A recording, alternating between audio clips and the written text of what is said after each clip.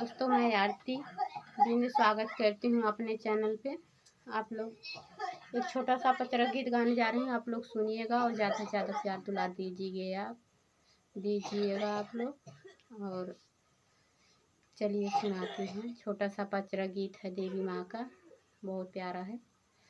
अमनामा हो माई का बड़ा निकला गई, अमनामा हो माई के बड़ा निकला गई,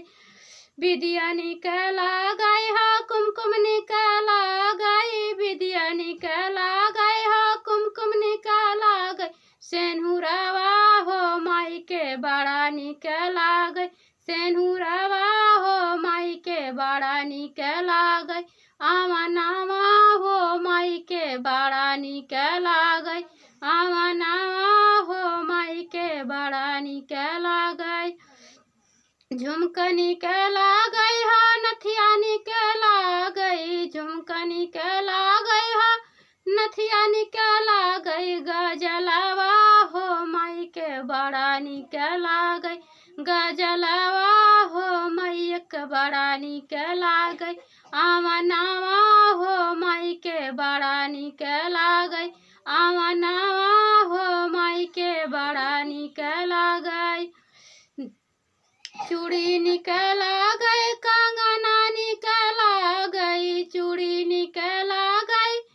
कंगना निकला गई, मेहंदिया हो माई के बड़ा निकला गई, मेहंदिया हो माई के बड़ा निकला गई, अमनामा हो माई के बड़ा निकला गई, अमनामा हो मैया के बड़ा निकला गई,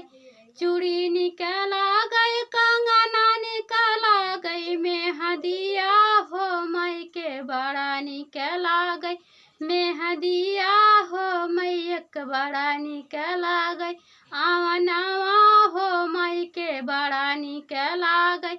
अमनामा हो माई के बड़ा निकला गई, सड़िया निकला गई लहंगा निकला गई, सड़िया निकला गई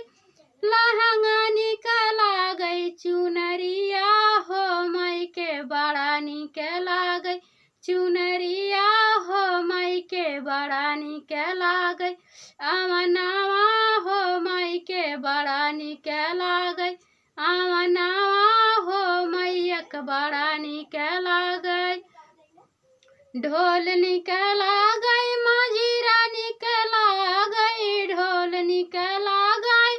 मजीरा निकला गई, पचरवा हो माई के बड़ा निकला गई, पचरवा हो मैया बड़ा निकला गई, पचरवा हो माई के बड़ा निकला गई, अमनामा हो माई के बड़ा निकला गई, अमनामा हो माई के बड़ा निकला गई।